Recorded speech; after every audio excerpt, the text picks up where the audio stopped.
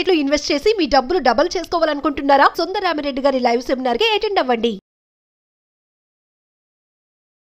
Hi viewers, India's largest digital media network Suman టీవీకి స్వాగతం. ప్రస్తుతం మనతో ఉన్నారు motivational speaker and language trainer Vijaya Bangaru Amma. అమ్మతో మాట్లాడతాం. అమ్మ నమస్తే. నమస్తే. సో అమ్మ, మామూలుగా యూట్యూబ్ ఓపెన్ చేస్తే వాడు చంపాడు, వీడు చంపాడు, ఆమె చనిపోయింది, పిల్లల్ని చంపింది, ఆయన చనిపోయాడు, పిల్లల్ని చంపాడు, చావు వార్తలు తిరుగుతోంది. ఇదే భూమి దేని చుట్టూ తిరుగుతుంది అన్నట్టు అయిపోయింది అనమాట. చావుల చుట్టూ తిరుగుతుంది. చావుల చుట్టూ మనం తిరుగుతూ ఉన్నాం. ఈ వీడియోస్ చాలన్నా కూడా నిజంగా బాధాకరంగా ఉందండి. ఒక్కొక్క చావు ఒక్కొక్క వింతగా ఉంటుంది అనమాట. ఇది ఇలా ఉందా అంటే దీనికి మించి ఇంకో చూపిస్తున్నారు. సో మనం చూసుకుంటే అమ్మ, మొన్న ఒక భర్త భార్యని షూట్ చేసి, ఆయనకు క్యాన్సర్ వచ్చిందని భార్యని షూట్ చేసి ఈయన షూట్ చేసుకొని చనిపోయాడు. ఎందుకు ఇలా చేస్తున్నారు? అసలు ఏం జరిగింది?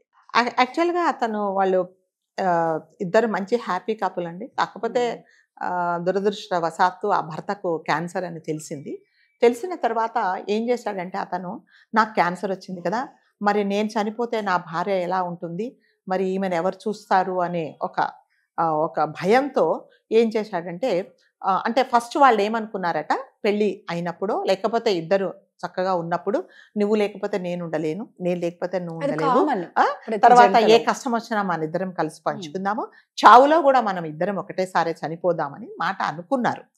సో ఆ మాట ఇతను మనసులో పెట్టుకున్నాడు అనమాట. మరి నా భార్యకు నేను మాట ఇచ్చాను కదా, ఈ క్యాన్సర్తో నేను చనిపోతే నా భార్య మాట తప్పినట్టు అవుతుంది కదా అనేది అతను మనసులో పెట్టుకున్నాడు అనమాట. సో ఏం చేశాడంటే, అతని క్యాన్సర్ వచ్చిందని ఇంకా చనిపోతానని తెలిసినప్పుడు ఆ భార్యను కూడా గన్ పెట్టేసి ఫస్ట్ ఆమెను చంపేసి ఇతను చనిపోయాడు.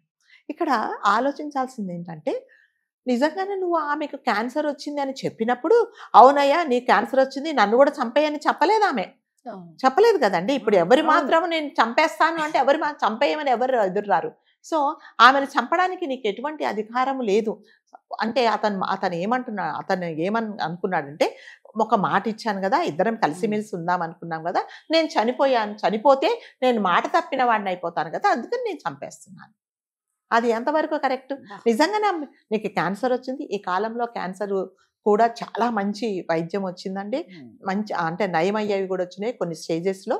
కాబట్టి ఒకవేళ నిజంగా ఆమె దగ్గర కూర్చొని నువ్వు మాట్లాడుంటే, లేదులే ఇలాంటిది ఏం ప్రాబ్లం లేదు, నీకు నేనున్నాను, నేను చూసుకుంటాను, ఇది చిన్న సమస్యే, మనం చనిపోవాల్సిన అవసరం లేదు అని ఆమె చెప్పేదేమో. అంటే చెప్పలేదు, ఏమీ చెప్పలేదు. అతను నాకు వచ్చింది, ఆమె ఉండలేదు, ఆమె ఉండకూడదు, నేను మాట తప్పకూడదు అని చంపేశాను. ఇదే మాట తప్పడం అంటే మేమిద్దరం మాట అనుకున్నాం కదా, ఎన్నో అనుకుంటామండి, కలిసిమెలిసి ఉంటాము అని చెప్పేసి అనుకుంటాం. అంటే ఇంకొకటి ఏంటంటే, ఆమెకు నువ్వు చెప్పలేదు, ఇదిగో నాకు ఇది వచ్చింది, నేను చనిపోతున్నాను, నిన్ను కూడా చంపేస్తాను, మనం ఇద్దరం కలిసి చనిపోదామా అని నువ్వు అడగలేదు. మరి నీకు ఎక్కడి నుంచి హక్కు ఉంది నువ్వు ఆమెను చంపడానికి? లేదు కదా. నీ జీవితము సరే, అసలు నువ్వు కూడా చనిపోకూడదు, అది కూడా 100% ఎవ్వరు సరే అన్నారు. ఒకవేళ నీకు నిజంగా బతకడానికి ధైర్యం లేకపోతే, నిన్ను నువ్వు చంపుకుంటే అధికారం లేదు. 1% ఒకవేళ నువ్వు చనిపోయినా ఆమెను చంపే అధికారం అయితే నీకు లేదు. ఆమె బతకొచ్చేమో, లేకపోతే నీకు ధైర్యం చెప్పేదేమో, చాలా వైద్యాలు వచ్చినాయి, మన ఇద్దరం బాగుందాము అని చెప్పేదేమో. నువ్వు ఆమెకు ఆ ఛాన్స్ కూడా ఇవ్వకుండా చంపేశాడండి అతను.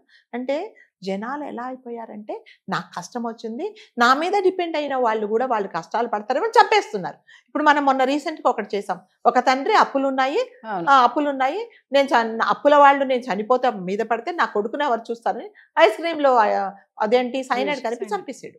అంటే తల్లిదండ్రులు ఎలా అయిపోతున్నారంటే, మాకు వచ్చిన కష్టాల వల్ల పిల్లలు బాధపడకూడదు అని చంపేస్తున్నారు, మీరు చనిపోతున్నారు. ఈ చంపడానికి చావడానికి ఉన్నంత ధైర్యము అప్పులు చేశారండి. అప్పులు చేసిన వాళ్ళని కన్విన్స్ చేసుకోండి, లేకపోతే ఇంత ఇస్తామని చెప్పండి, లేకపోతే పిల్లల్ని కూర్చోబెట్టి మాట్లాడండి. ఈ చనిపోవడం అనేది అసలు మార్గమే కాదండి. ఇప్పుడు అతను చనిపోయాడు, ఆమెను చంపే అధికారం ఎక్కడి నుంచి వచ్చింది చెప్పండి? ఇప్పుడు నువ్వు గన్ పెట్టి కాలుస్తూ ఉంటే ఆమెకు అయోమయంలో ఏం చేయాలో అర్థం కాక, నేనేం తప్పు చేశాను, నన్ను ఎందుకు చంపేస్తాడు మొగుడు అని అనుకుందా చెప్పండి? అంటే ఇలా చేస్తున్నారు అనమాట. జనాలకు ఎక్కడ అసలు మైండ్ పని చేస్తుందా, పని చేయట్లేదు. ఒకటే ప్రతి ఒక్క సమస్యకి ఏమనుకుంటారంటే చావడం చంపడం రెండే పరిష్కారాలు అనుకుంటున్నారు. అంతేగాని ఇది ఒక చిన్న సమస్య.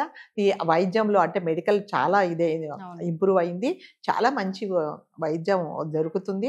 మనం కొన్ని రోజులు కష్టపడ్డా ముందు ముందు మనం బాగుపడతాము. నాకు క్యాన్సర్ వచ్చిన నా భార్యకు నేను ధైర్యం చెప్పుకోవాలి. ఇదిగో మన ఇద్దరం కలిసి కాపురం చేశాము, కలిసి కష్టసుఖాలు పంచుకున్నాము. ఇప్పుడు మనం అనుకున్నాం ఒకనొకప్పుడు నాకు ఈ సమస్య వచ్చింది, నువ్వేం బాధపడకు, ధైర్యంగా ఉండా నువ్వు చెప్పాల్సింది. లేకపోతే ఆమెతో నువ్వు నీ బాధలు పంచుకొని ఉంటే ఆమె నీకు ధైర్యం చెప్పేదేమో. అంతేగాని ఆమె చంపాల్సినది నీకు అసలు హక్కే లేదు. నువ్వు చనిపోయావు, అసలు నీకు వచ్చిన క్యాన్సర్ తగ్గేదా, ఏ స్టేజ్లో ఉంది? సో ఇది కంటిన్యూగా ఎట్లా ఉందంటే అంటే ఇద్దరు కూర్చొని మాట్లాడుకుంటే ఛాయిస్ కూడా ఇవ్వకుండా అతను కూడా ఆలోచించుకోలేదు. నాకు వచ్చింది అంటే తగ్గే జబ్బే కదా, అంటే క్యాన్సర్ ఇది వరకు ఉండేదండి. కొన్ని సంవత్సరాల కిందట క్యాన్సర్ వస్తే ఇంకా అయిపోయింది, మనిషికి చీటి రాసినట్టే వెళ్ళిపోతాడు. ఇలాంటిది లేదండి. చాలా మంచి అదేంటి లేటెస్ట్ మెడిసిన్స్ వచ్చినాయి.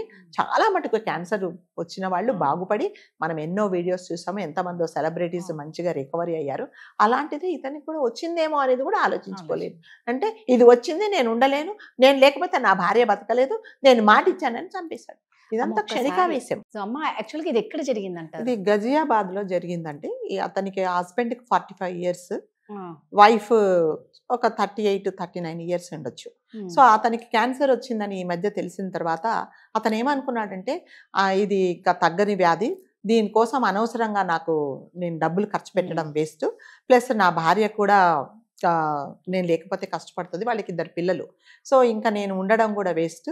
సో నా వైద్యం మీద డబ్బులు ఖర్చు పెట్టే బదులు నేను చనిపోయి నా భార్యను కూడా చంపేద్దామని అనుకున్నాడు. ఎందుకంటే ఇది వరకు వాళ్ళు అనుకున్నారు భార్యాభర్త కలిసే ఉందాము, కష్టసుఖాలు కలిసే పంచుకుందాము, కలిసే చనిపోదాము అని అనుకున్నాం. కాబట్టి ఆ మాట మీద నేను చనిపోతాను, నా భార్యను కూడా చంపేస్తానని ఫస్ట్ ఆమెను చంపేసి ఇతను చనిపోయాడు. సో ఇది అసలు ఎంత మాత్రము ఇది కాదండి. క్యాన్సర్ అనేది అప్పట్లో ఉండేదండి, ఇప్పుడు అలాంటిది ఏమీ లేదు. అతను భయపడడం ఏంటంటే డబ్బులు ఖర్చు అవుతాయి, డబ్బులు ఖర్చు ఎందుకు ఎట్లాగా క్యాన్సర్ అంటే నేను చనిపోతాను, అల్టిమేట్ గా ఎంత ట్రీట్మెంట్ తీసుకున్నా చనిపోతారనే అతను అనుకున్నాడు. కానీ ట్రీట్మెంట్ తీసుకున్న తర్వాత బాగుపడ్డ వాళ్ళు చాలా మంది ఉన్నారు. చనిపోయిన వాళ్ళు ఒక 1%, 2% ఉండొచ్చే, కానీ 98% చాలా అంటే మళ్ళీ వాళ్ళ కొత్త జీవితాన్ని ప్రారంభించిన వాళ్ళని మనం చాలా మంది చూసాం. వాళ్ళని అతను ఇన్స్పిరేషన్గా తీసుకోకుండా క్యాన్సర్ వచ్చింది, నేను చనిపోతాను, నేను చనిపోయిన తర్వాత నా భార్యను ఎవరు చూడరు, ప్లస్ నేను మాట ఇచ్చాను అని అతను చనిపోయి అతను ఫస్ట్ ఆమెను చంపేసి అతను చనిపోయాడు. కానీ ఆమెను కూర్చోబెట్టి నాకు ఇలా వచ్చింది, మరి ఏం చేద్దాము ఏంటి అంటే ఆమె నిజంగా అతన్ని మోటివేట్ చేసేదేమో. అలాంటిది ఏం లేదు, మన ఇద్దరం కలిసే ఉందాం అనుకున్నాం, కానీ చనిపోదాం అనుకున్నాం, కానీ ట్రీట్మెంట్ తీసుకుందామో మీకు తగ్గుతుంది, మిమ్మల్ని నేను చూసుకుంటానని చెప్పేదేమో. ఆమెకు ఆ ఛాన్స్ ఇవ్వకుండా చంపేశాడండి అది అతను. సో ఇది ఏమాత్రం అసలు కరెక్ట్ కాదు. అసలు ఏదో అనారోగ్యాలకు భయపడి మీరు చంపుకొని ఇంకొకరిని చంపడం అనేది కూడా కరెక్ట్ కాదు. దేనికైనా దేవుడు ఇస్తారు, ప్రతిదానికి ఉంటుందండి. మనం ఫస్ట్ పోరాడాలి, వచ్చిన కష్టంతో బాధతో పోరాడితే దాని ప్రతిఫలం ఉంటుంది. ఏం పోరాడకుండానే అది వచ్చింది, నేను చావాలి, నేను చంపేయాలి అంతే. నేను చావాలి అనేదే చాలా పెద్ద బ్లండర్ మిస్టేక్, చాలా తప్పు. భార్యను చంపాలి, నేను చంపేస్తాను అనేది అసలు దానికి నో ఎక్స్క్యూజ్. ఇప్పుడు ఎవరిని ఏమనలే, అతను చనిపోయాడు, ఆమెను చంపేశాడు. నువ్వు చనిపోయే అధికారం నీకు లేదు, ఆమెను చంపే అధికారం అసలే లేదు కదా. ఆమె అసలు చంపేస్తున్నప్పుడు ఆమె ఏమర్థం అవుతుంది చెప్పండి? అదేంటి, ఎందుకు నేనేం చేశాను అనేది ఆమెకి షాక్ లో ఉంటుంది కదండి. సో చనిపోవడం అనేది ఏ సమస్యకు ఎవరికి పరిష్కారం కాదండి. ప్రతి ఒక్కదానికి సమస్యకు పరిష్కారం, కాకపోతే పరిష్కారం అనేది కొన్ని రోజులకు అంటే కొంచెం టైం పట్టచ్చు, ఇమీడియట్ గా కొన్ని రావచ్చు, కొన్ని సమస్యలకు కొంచెం టైం పట్టచ్చు. అంతేగాని క్యాన్సర్ వచ్చిందని చనిపోతే ఈ ప్రపంచంలో ఎంతమంది క్యాన్సర్ ఉండే వాళ్ళు చనిపోయి వాళ్ళ చుట్టుపక్కల వాళ్ళ పిల్లల్ని చంపేస్తున్నారా? అది కాదు. అంటే ఆవేశంలో నిర్ణయాలు తీసుకుంటే ఎప్పుడైనా సరేనండి రాధగారు, ఎవరైనా సరే చనిపోదాము అనుకున్నప్పుడు ఒక్క క్షణము నాది కాదు అని బయటకు వచ్చిన తర్వాత, అరే నేను ఈ చిన్నదానికా చనిపోదాం అనుకున్నాను, ఇది చిన్న సమస్య అని తప్పకుండా అనిపిస్తుంది. చాలా మంది నేను విన్నానండి, చనిపోయే ముందు వాళ్ళు అనుకుంటారట, అయ్యో నేను తప్పు చేస్తున్నానే అని అనుకుంటే ఆ ప్రాణం పోతుందండి. పొయ్యే ముందు అనుకుంటే కూడా, ఇప్పుడు ఉరి వేసుకునే వాళ్ళు ఆ తాడు బిగించుకొని మూడేసుకొని కన్నేసినప్పుడు అయ్యో నేను ఈ తప్పు అంటే ఏం చేయలేరు, ఎవరు రక్షించలేరు. కాబట్టి ఎవరైనా సూసైడ్ చేసుకొని బలవంతంగా ప్రాణాలు తీసుకుంటే వాళ్ళు ప్రతి ఒక్కరు ఏంటంటే ఒక్క క్షణం, ఆ క్షణం మీరు బయటకు వచ్చేసేయండి. మీకు ఇష్టమైన వాళ్ళతో మాట్లాడండి, లేకపోతే మీ ఇష్టమైన ఫుడ్ తినండి, చక్కగా బయటకు వచ్చేయండి. అది ఒకటే క్షణం అండి. మీకు అస్తమానం గంట గంట కనిపించదు చనిపోవాలని. ఆ క్షణంలో అనిపించినప్పుడు అది ఒక్క క్షణం మనది కాదు అని మీరు బయటకు వస్తే మీకు ఇంకా ప్రపంచంలో బతకడానికి టైం ఉంటుంది. కరెక్ట్. దయచేసి నిజంగా అంటే గత వీడియోలో కూడా అనారోగ్య సమస్యలే అనేసి, ఇప్పుడు ఈ ఒక అనారోగ్య సమస్యనికి చావే పరిష్కారము అనుకోవడం, అంటే మనం చావడం అనుకోవడం, ఇంట్లో వాళ్ళని చంపడం అనేది పిల్లల్ని కానీ భార్యని కానీ అది ఎంతవరకు కరెక్ట్ కాదు. దయచేసి దాంతో పోరాడడం, మనం విజయం సాధించాలి అంతే. థ్యాంక్ యూ అమ్మా.